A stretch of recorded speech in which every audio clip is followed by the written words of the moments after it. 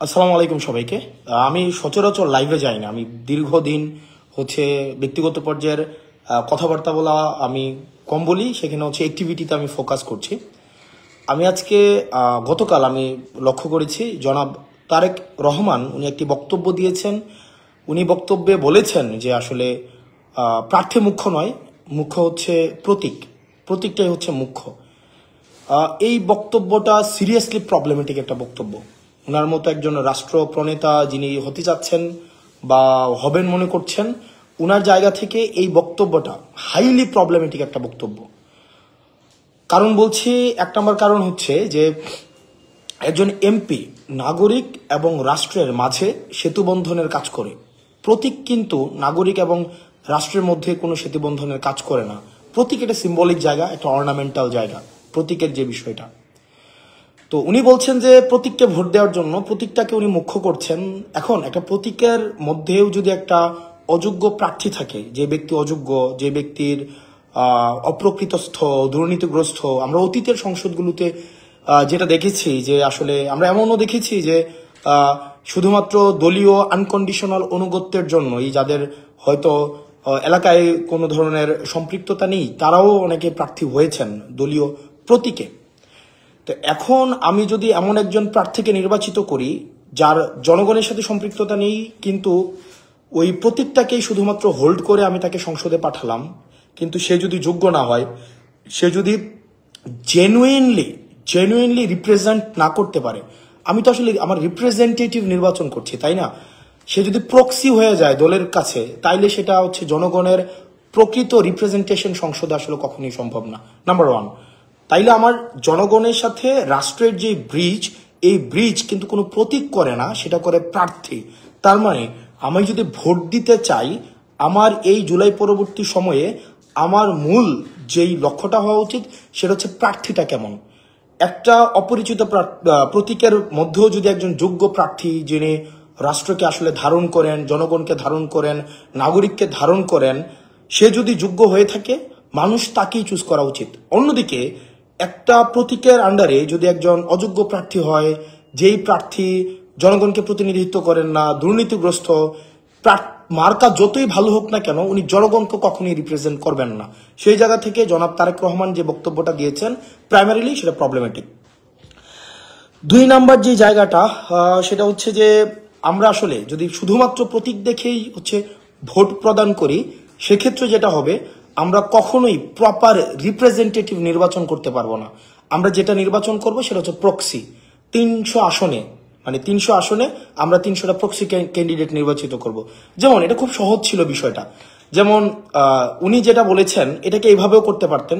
300 আসনে শুধু প্রতীকটা দিয়ে দিতে পারতেন, যে আপনারা প্রতীকে, যেটা পিআর সিস্টেমের কথা বলছেন, পিআর সিস্টেম, এটা হইলেই তো হইতো যে আমি কিন্তু পিআর এর পক্ষে না, মানে উনার কথা অনুযায়ী উনি যেই সিস্টেমটার কথা বলছেন সেটা হচ্ছে অনেকটা এরকম যে আপনারা প্রতীককে ভোট দেন, প্রতীককে ভোট দিলে প্রতীকটা যদি নির্বাচিত হয়, তাহলে 300 আসনে আমি পরবর্তীতে আমার নিজের মতো করে আমি প্রার্থী দিয়ে দিলাম।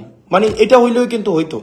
আপনার যদি 300 আসনের মধ্যে শুধুমাত্র প্রতীক দেখেই মানুষ ভোট দেয়, প্রতীকটাকে যদি উনি মুখ্য মনে করে, তাহলে সেক্ষেত্রে তো আসলে আলাদা করে প্রার্থী দাঁড়ানোর দরকার ছিল না। প্রতীকটাই যদি মুখ্য হয়ে যায়, প্রার্থী যদি গৌণ হয়ে যায়, তাহলে এটা কোনো প্রেসিডেন্সিয়াল সিস্টেমের মতো এটা হইলেই তো হইতো। তাহলে আলাদা করে আসলে আমি কোনো রিপ্রেজেন্টেটিভ নির্বাচন করছি না, আমি আসলে কিছু প্রক্সি, আমার কিছু দলীয় স্পোক্স পারসন নির্বাচন করছি, যারা আমার পার্টির প্রতি আনকন্ডিশনাল এলিজিয়েন্স দেখাবে। তারপরে যে বিষয়টা, আমরা 3 নম্বর বিষয় হচ্ছে, আমরা কিন্তু চেয়েছিলাম একটা রাষ্ট্রের হাইকমান্ডকেও, একটা দলের হাইকমান্ডকেও যেন প্রশ্নের আওতায় নিয়ে আসা যায়। কিন্তু আমরা দেখলাম এখানে যেটা হচ্ছে যে হাইকমান্ড এখানে প্রশ্নের মধ্যে আসছে না। হাইকমান্ড দিন শেষে যা বলবে তাই হবে। দিন শেষে হাইকমান্ড যদি বলে যে এই প্রতীকের আন্ডারে একজন অদক্ষ বা দক্ষ কাউকে নির্বাচন করেন, তাকেই নির্বাচন করবেন। এক্ষেত্রে হাইকমান্ডের যে আধিপত্য ভাঙা, একচেটিয়া হাইকমান্ডের আধিপত্য ভাঙা, মনোপলি যে তৈরি করে রাখা হয়, যেমন আমরা হাসিনার সময় দেখেছি, সবাই হাসিনাকে রিপ্রেজেন্ট করে, জনগণকে রিপ্রেজেন্ট করে না। সবাই হাসিনাপন্থী, কেউ জনগণপন্থী না। এখন আবার আমরা একটা স্ট্রাকচারের দিকে যেন না যাই, আমরা এই জায়গাটাও গুরুত্ব দিতে হবে। আমরা দেখলাম যে জিনিসটা, যেমন ধরেন প্রার্থী যদি গুরুত্বপূর্ণ না হইতো, আমার এলাকায় স্থানীয়ভাবে একটা প্রবলেম আছে, আমার স্থানীয়ভাবে আমার হচ্ছে অনেক ডোমেস্টিক প্রবলেম থাকে, প্রার্থী যদি মুখ্য না হয় এই প্রবলেমটা সংসদে কে গিয়ে বলবে? প্রতীক কি সংসদে গিয়ে বলতে পারবে? প্রতীক তো সংসদে গিয়ে এটা বলতে পারবে না, বলতে হবে প্রার্থী। প্রার্থী ভয়েস আকারে সংসদে গিয়ে তার জনগণকে রিপ্রেজেন্ট করতে হবে। কিন্তু আনফর্চুনেটলি আমরা দেখলাম সেখানে প্রতীকে ফোকাস দেওয়ার মধ্য দিয়ে প্রার্থীর যে এজেন্সি, সেই এজেন্সিটাকে আসলে নাই করে দেওয়া হচ্ছে, যেটা সিরিয়াসলি প্রবলেমেটিক। এবং দিন শেষে আমি যদি ফোন দেই, প্রতীক কিন্তু আমার ফোন রিসিভ করবে না। জনগণ যখন আজকে একটা সমস্যায় পড়বে, স্থানীয়ভাবে অবকাঠামোগত সমস্যা, ইনফ্রাস্ট্রাকচারের যে প্রবলেম, এডুকেশনের প্রবলেম, হেলথের প্রবলেম, আমাদের পলিসিগত জায়গা থেকে যা সমস্যায় থাকুক না কেন, দিন শেষে আমি যখন কল দিব, কোনো প্রতীক কিন্তু আমার ফোনটা রিসিভ করবে না। ফোনটা রিসিভ কিন্তু আমার প্রার্থীকেই করতে হবে, প্রার্থীকেই এসেই কিন্তু সমস্যা সমাধান করতে হবে। তাহলে যদি প্রার্থী যোগ্য না হয়ে থাকে, তাহলে কিভাবে প্রার্থী আমার সংসদে প্রতিনিধিত্ব করবে? এই ব্যাপারটা আসলে প্রবলেমেটিক। দিন শেষে আমরা চেয়েছিলাম সংসদে 70 অনুচ্ছেদের মানে সংস্কার ঘটুক, অর্থাৎ দলের প্রতি যে একটা আনকন্ডিশনাল একটা সমর্থন থাকে, দলের প্রতি দল যে সিদ্ধান্ত নেয়, সেই সিদ্ধান্তে আমরা কখনোই দেখা যায় দলীয় যারা আছে তারা কখনোই বিরোধিতা জানাতে পারে না। তো তারেক রহমান আজকে যে বক্তব্যটা দিয়েছেন, গতকাল যে বক্তব্যটা দিয়েছেন যে প্রতীকী মুখ্য, প্রার্থী মুখ্য না, এটার মধ্য দিয়ে এটাই স্পষ্ট হয় যে উনি 70 অনুচ্ছেদ থেকে আসলে বের হইতে চান না। অর্থাৎ উনার যেই এমপিরা নির্বাচিত হবে, উনার আন্ডারে যে এমপিরা নির্বাচিত হবে, আনকন্ডিশনালি উনাকে সাপোর্ট করবেন। যে ডিসিশনই হোক না কেন আনকন্ডিশনাল উনাকে সাপোর্ট করবেন। ইন্টারনাল যে ডেমোক্রেসি থাকে, পার্টির ইন্টারনাল যে ডেমোক্রেসি, সেই ডেমোক্রেসিও কখনো সংগঠিত হবে না। আপনার একটা দলে যদি ডেমোক্রেসি না থাকে, সেই ডেমোক্রেসি কখনোই রাষ্ট্র আকারে কখনো রিফ্লেক্টেড হবে না। তো তার মানে গতকালের যে বক্তব্যটা উনি দিয়েছেন, ওনার জায়গা থেকে আমাদের প্রত্যাশা অনেক বেশি যে ওনার যে বক্তব্য যে প্রার্থী মুখ্য না, মুখ্য হচ্ছে প্রতীক, এটা হাইলি সিরিয়াসলি প্রবলেমেটিক এবং ভবিষ্যতের জন্য এটা একটা আশঙ্কাজনক।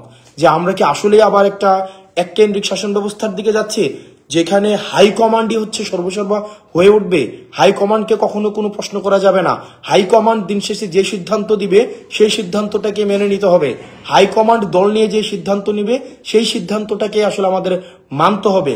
দিন শেষে যদি প্রার্থীর যদি এজেন্সি না থাকে, সেই প্রার্থী কখনোই ওই ডোমেস্টিক পলিসির রিপ্রেজেন্টেশন কখনোই সংসদে গিয়ে করতে পারবে না। সেজন্য নির্বাচনের জন্য প্রতীক যেমন গুরুত্বপূর্ণ, একই সাথে সাথে প্রার্থী হিমসেলফ ইজ ভেরি ইম্পর্টেন্ট।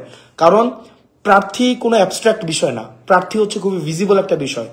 একটা চোর বাটপার, একটা দুর্নীতিগ্রস্ত মানুষ একটা দলের একটা প্রতীকে নিয়ে আসলে মানুষ শুধুমাত্র প্রতীকটা দেখেই ভোট দেওয়া উচিত না, বরং প্রার্থীর ব্যক্তিগত সক্ষমতা, ব্যক্তিগত দেশপ্রেম, ব্যক্তিগত যোগ্যতা, ব্যক্তিগত সামর্থ্য, ব্যক্তিগত পলিসি মেকিং এর ক্যাপাসিটি দেখেই ভোট দেওয়া উচিত। সেজন্য আমরা সারা বাংলাদেশে সবাইকে আহ্বান জানাবো, শুধুমাত্র মার্কা নয়, আবার শুধুমাত্র প্রার্থী নয়, একটা ভালো মার্কা এবং একটা ভালো প্রার্থী, দুইটার সমন্বয়ে আপনার ভোট, যাকে ইচ্ছা আপনি তাকে ভোট দেন, কিন্তু প্রার্থী দিন শেষে আপনার প্রতিনিধিত্ব করবে, মার্কা সংসদে আপনার প্রতিনিধিত্ব করবে না। ধন্যবাদ সবাইকে, আবার আপনাদের সাথে দেখা হবে। সালাম আলাইকুম।